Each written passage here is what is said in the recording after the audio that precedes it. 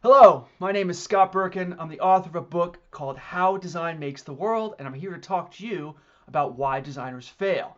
Now, at first, failure seems like a strange thing to want to study.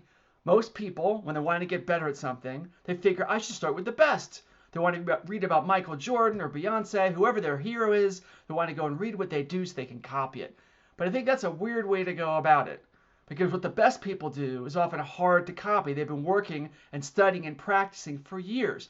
It's much faster and more efficient to ask the question, what do people who are about at my level, what are the common mistakes they make that lead them to fail? Those things are much easier to learn. They're much easier to avoid, so you should start there.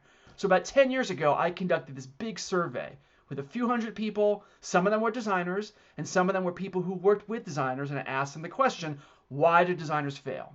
And we had Likert scales and all these options for things they could select. And it turns out the top results were things that were not strictly about design. Most designers, it turns out, surprise, are actually good at designing things.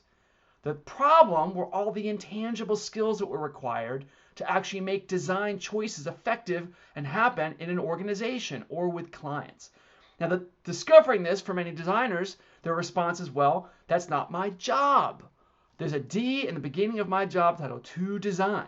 If you want me to persuade someone, you want me to convince someone, you want me to make an argument with someone, well, I just don't do that. Now that line in the sand is totally fine if you are happy with the results that you are getting. If you want to have better results and you are working with people who make decisions, including clients, that means part of your job to see the design through and make it into the world to actually affect people, make the world better, requires you becoming a master, or at least removing the roadblocks from your proficiency at persuasion and communication and learning to understand the needs of the people you're trying to convince. Now, there's a famous story. It comes from Paula Scher.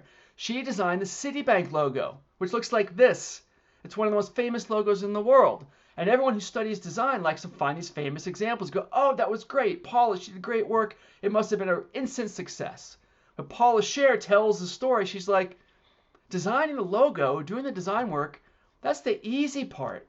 The hard part is convincing everybody else to change what they are doing and do something new, do something different, follow this new idea.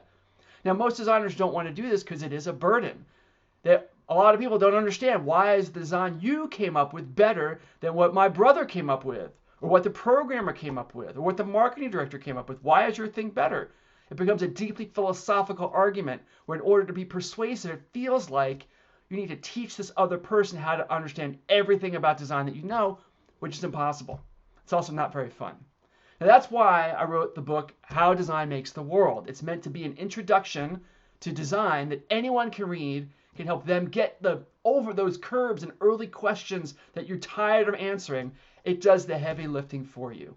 So if you're a designer who fails and struggles with communication and persuasion, you want more people around you to understand design, How Design Makes the World is definitely something that can help you. I hope you check it out. Thank you.